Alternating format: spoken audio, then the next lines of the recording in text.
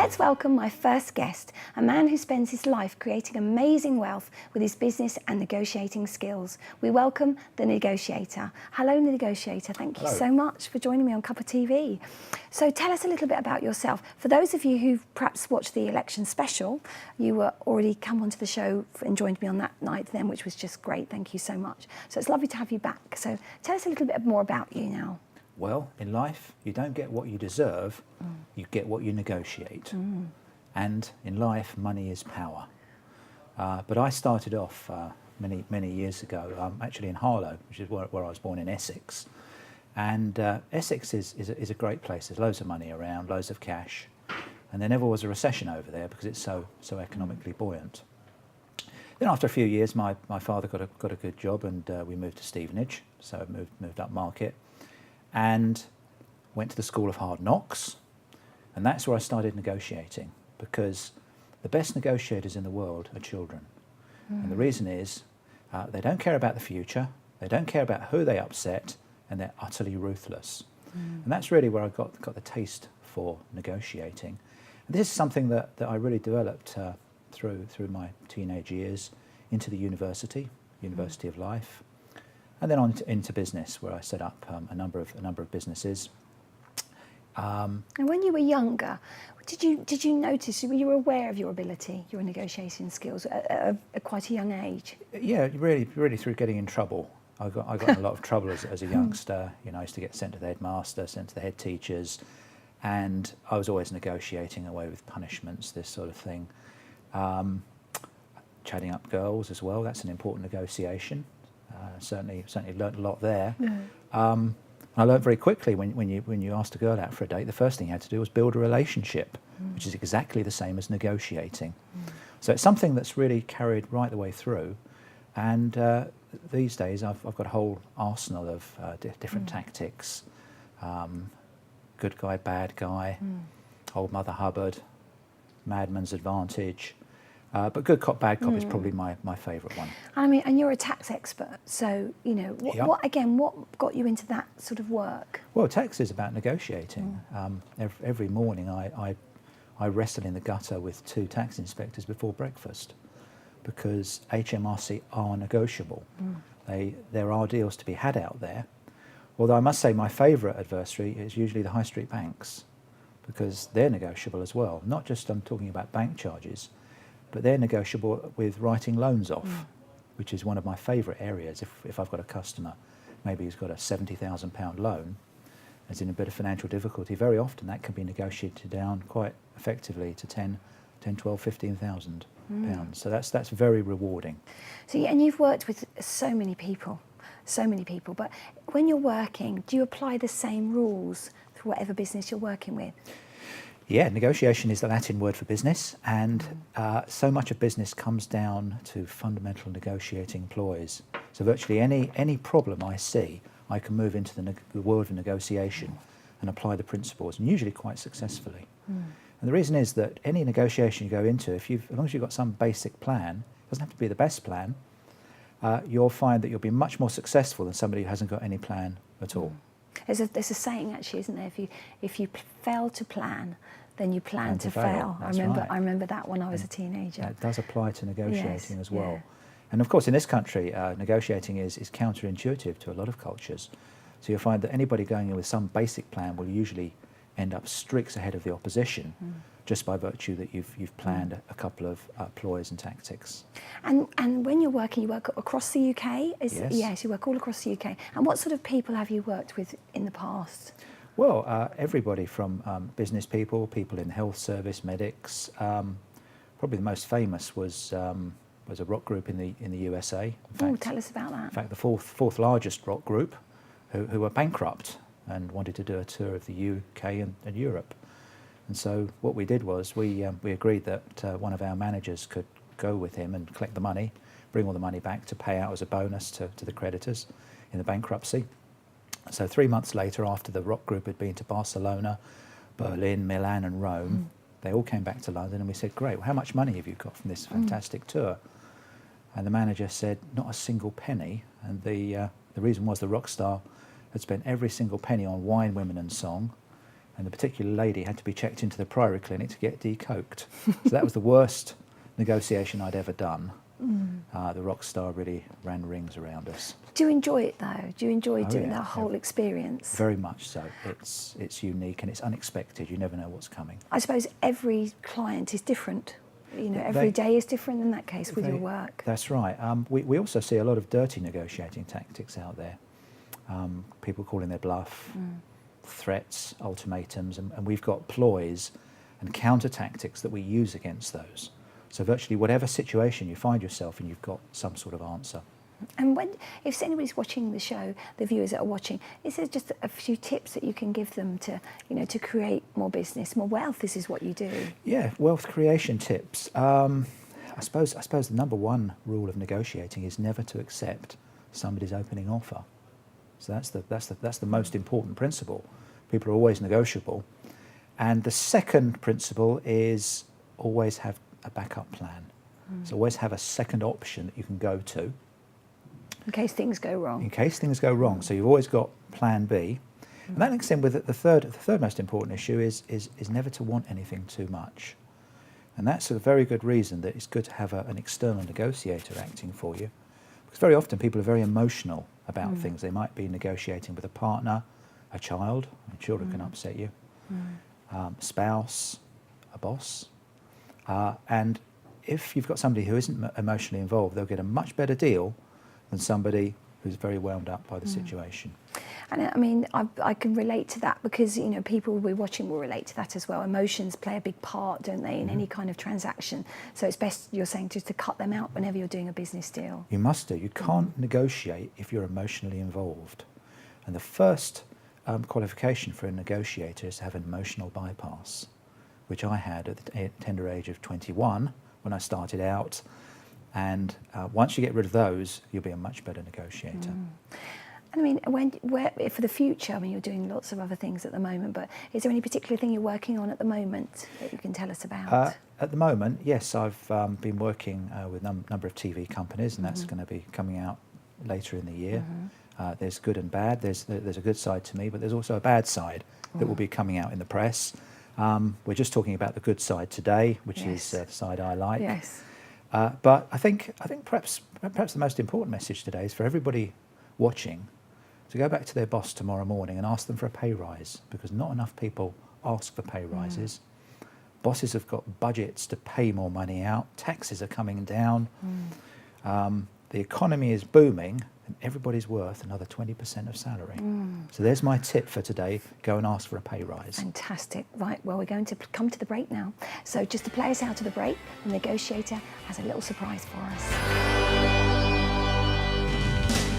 So, the negotiator, is that one of your hobbies that you do when you've got your downtime?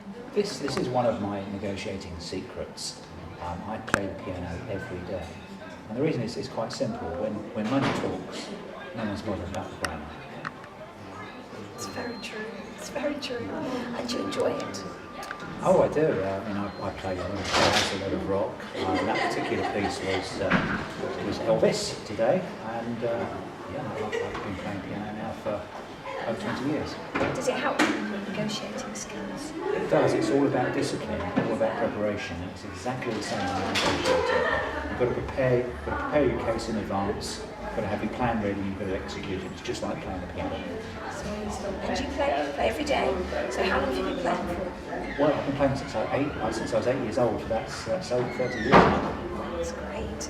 And then when you're playing, do you sort of think about things that you're going to do during the days that make you thoughtful, or does it make you think about things? It does. It puts things in perspective. And I think it brings out an emotional side that doesn't exist as far as the negotiating goes. Because that's neutral as far as emotions go. Excellent. Thank you so much, Negotiator. It's been a pleasure to have you on TV.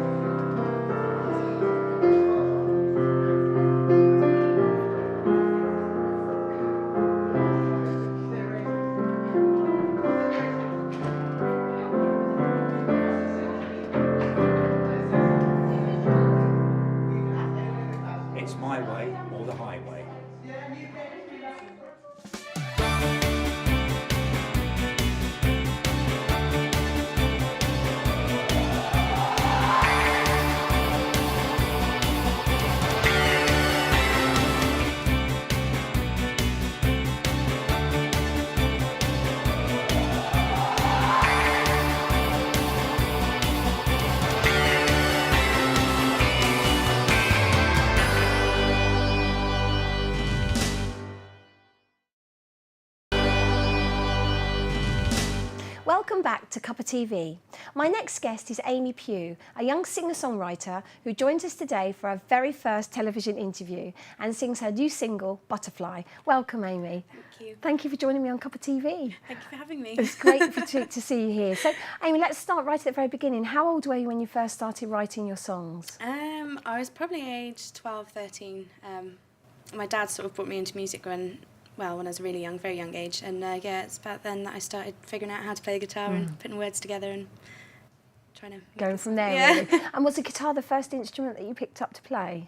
Piano was my first, but I'm not overly good on the piano. And my dad used to play guitar along with my brother, and I never used to be able to play guitar until they went on holiday and left it in my possession. And that's it. So self-taught then? Yes, Yeah. well, yeah. And is that when you're writing, do you use your guitar to help you write your lyrics? Yeah, gosh, yeah. I usually make up the riff first and then the lyrics come afterwards. Yeah. So, yeah. And when you're writing, what do you do, Amy? Do you take yourself off and come back? What do you do? I do usually. I mean, sometimes you'll always get stuck on certain aspects of the song. So if you leave it for a while and come back, it's completely, you see it in a different light. And then, I usually, keep myself in a quiet environment, and then it all seems to come together. And you've just started off. I mean, it's your first television interview. Yeah. So, how are you feeling about everything that's happening to you at the moment? It's amazing. I mean, it's quite nerve-wracking, but at the same time, it's my dream. So it's enjoying every moment of it. And how did you get discovered? Well, Oh, there's a story. I currently work in a bar at the moment, and it was last summer. They asked me to do a music festival type thing outside the back, and my manager Gary kind of didn't know him at the time, sat outside watching me for ages, and I could see him looking at me. I kept playing. Anyway, went inside to go and get a drink, and that's when he approached me, and ever since then he's brought me a long way, given me really good opportunities. Oh, fantastic. So, yeah. And we'll come to your single, because you're going to play it for us later, which will be wonderful. But when you're writing, and what inspires you, Amy? What sort of things are you thinking about? I don't know myself, really. Stuff. I always write about meanings and statements that mean something to me and in my life. And so when I write stuff, I like to share that with everyone else. So, I'm always thinking about positive things, future. As I say, it's life experiences. So if I can put that in a song and reach out to other people, and if they enjoy it, then... And did you think you'd be doing this, Amy? Was it something you had planned in When your life's I was great plan? young, Yes. I always wanted to be singing. And then as I grew up, I thought it's actually quite a big industry. I don't know how I'm going to get my head around it, but... Luckily enough, I believe in fate, and that's why Gary came across me. Very lucky. And presumably you've got a supportive family and friends around you that support you? Brilliant, yeah. I've got a really good support system. Obviously my brother and my dad, who are musicians as well, so they're very supportive. And what do they do? What do they do?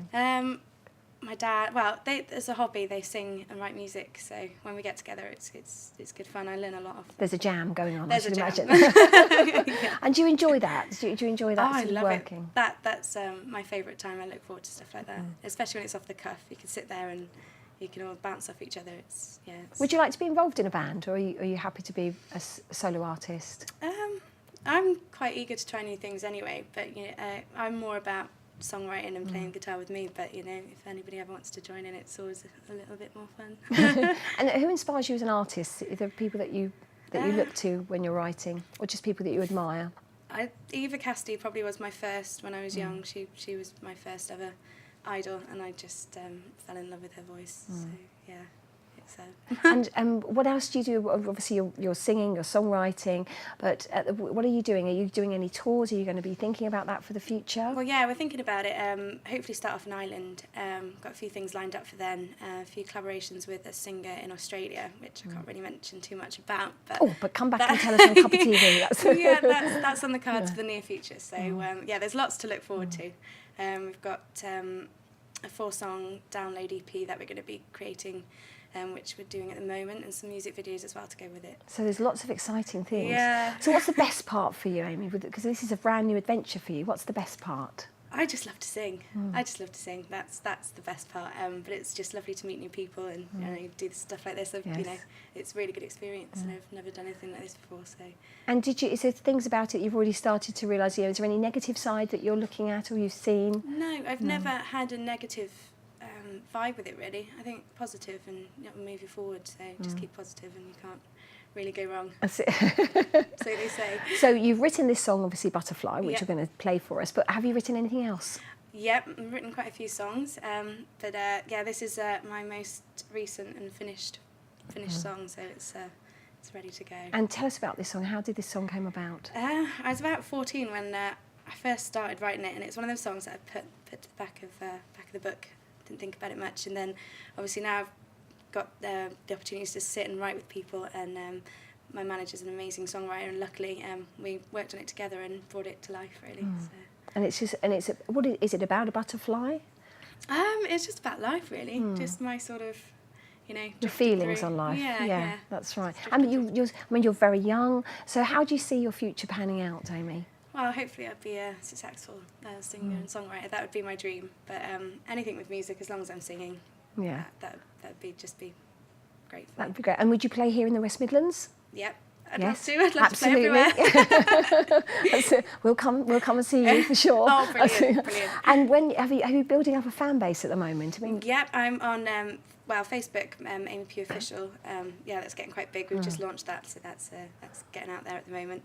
And lots of other things to follow, so there'll all be links on there. So.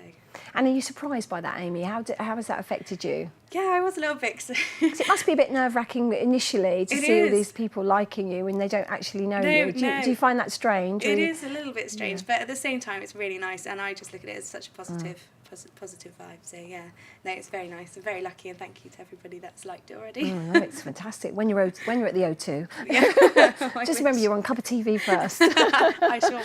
And presumably all your family and friends obviously will come to your first ever concert. They're usually there most of the time, so yeah, they'll be there. I'm pretty sure they will be. And where your hometown? Your hometown is Bishop's Castle. Yes. Yeah. So if you got connections there, would you go back there and do something there for them? Oh, definitely. I mean, they have loads of little local festivals that go on as well, which is really good. It's a really nice place to live. So. And the music scene's very, it's very big here in the West Midlands. So it is. You're in the right place, aren't you, for all the gigs and venues that you could possibly Very much do. so. Very much Is there so. one place you'd like to do? You'd like to hold a concert? There's loads of places. As long as there's a stage, and I'll sing absolutely anywhere. You'll sing anything. Excellent. Well, listen, you're going to play us the song, but before that, we're going to have to leave it there for today. But I'd like to thank Marie and Amy for being my guests today, and thank you at home for watching. Please do get in touch. You can email the show or join us again on Facebook or Twitter at Big Centre TV. And remember, if you would like to catch up with any of the shows, you can go to our YouTube channel, and don't forget, we're now on Virgin Media 159. Bye for now. Over to you. Thank you.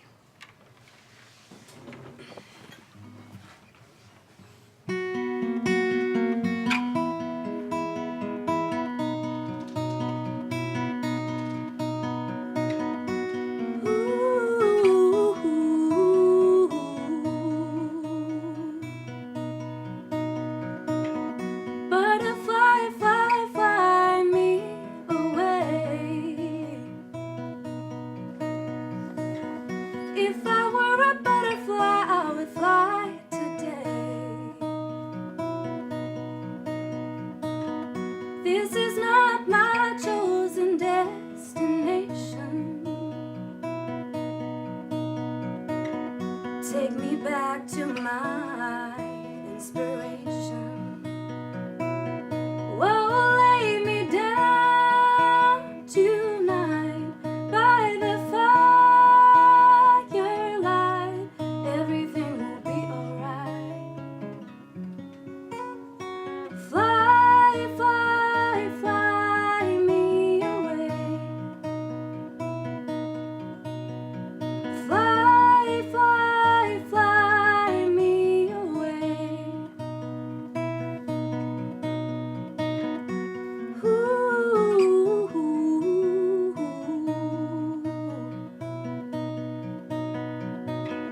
Loneliness is out to touch your soul. Underneath the stars, I feel so small. Like the butterfly, it's gone too soon. So I'll sit and I'll throw stones.